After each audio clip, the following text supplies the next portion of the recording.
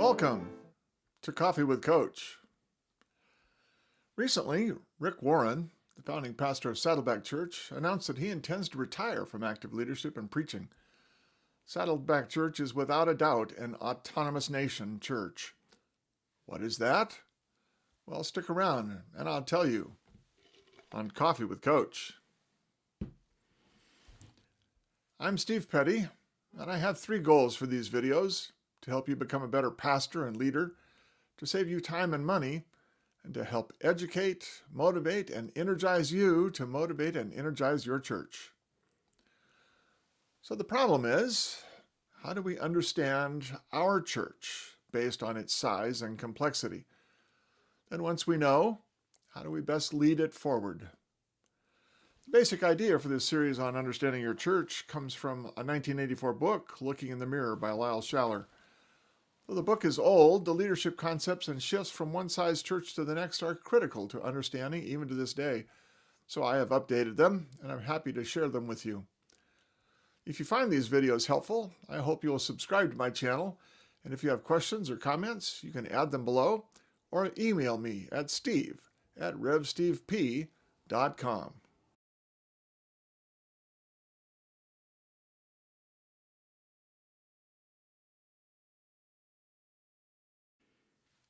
The last category in Lyle Schaller's church characterizations is the autonomous nation. Churches which average more than 1,000 people in Sunday morning worship make up less than 1% of all churches nationwide, and yet upwards of 10% of the population of church-going people attend one of those churches. When churches grow larger than 1,000 people in attendance, they take on a distinctly different demeanor. Somewhere above 700, they begin to recognize that they have less and less in common with the other churches around them. Churches in this category tend to act independent of their denominations. They often prefer to select their own staff, including the lead pastors, outside any normal denominational channels. They often own camps and retreat centers and send their children and youth there rather than to denominational camps.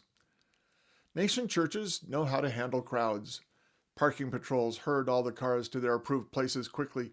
Shuttles help get people to the front doors. The welcome space is bright and inviting. There are happy teams of people greeting the frequent and first-time visitors like old friends. There are video monitors in the hallways and in the classrooms. There are a variety of choirs, musical ensembles, drama, dance, bands, and bells. Giant video screens project everything from the preacher's smiling face to the announcements for upcoming events, and sermon illustration videos are produced in-house. Sound systems rival those found at rock concerts. It's a great show. Many of these churches become teaching churches, encouraging people from around the region and the nation to come and see how we became effective with the gospel.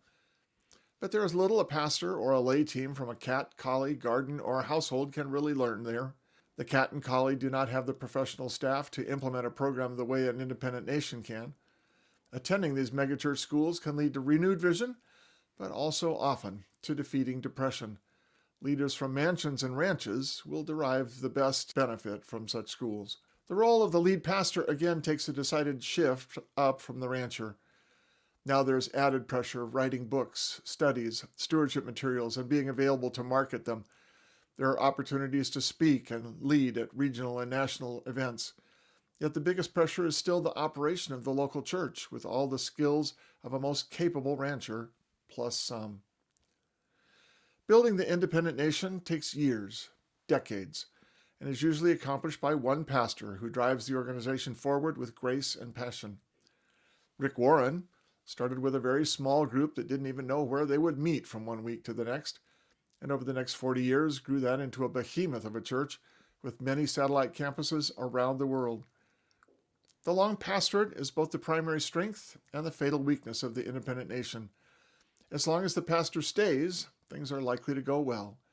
It is the transitions in the nation church that are extremely painful. Rare indeed is the church that can stay huge and transition from one pastor to another and keep their lead pastor for 20 plus years each time. For every nation that has thrived for 20 to 50 years, there are probably 10 that have been created out of dust, grown to several thousand members, and returned to dust almost overnight. For many Christians, these independent nation churches are the sources of pain and jealousy. People often complain about how big and impersonal the nation churches have become, while also longing to be able to offer the same quality or see their own parking lots full to overflowing. Is your church feeling the frustration of not being able to compete with a local autonomous nation? Well, take heart. The majority of church-going people do not worship there. Most of the church-going public prefers to attend a smaller local church, finding comfort in the local cat, collie, garden, house, or mansion that has nourished them and comforted them for years. Is your church an autonomous nation? Well, that wraps up our series on sizes of churches from Lyle Shaller's Looking in the Mirror. Next week, I'll talk about what we can learn from all of that in terms of how we lead our churches. What's the difference between leading a cat and a collie? And how do we make those transitions? What's the difference in organizing your church? And how do we keep lay people involved? What's the difference in the staff and how they lead? So we'll look at how we lead the different sized churches next week on Coffee with Coach. If you find these videos valuable, I do hope you will subscribe to my channel. And if you have any questions or comments, you can add them below or email me at steve@revstevep.com.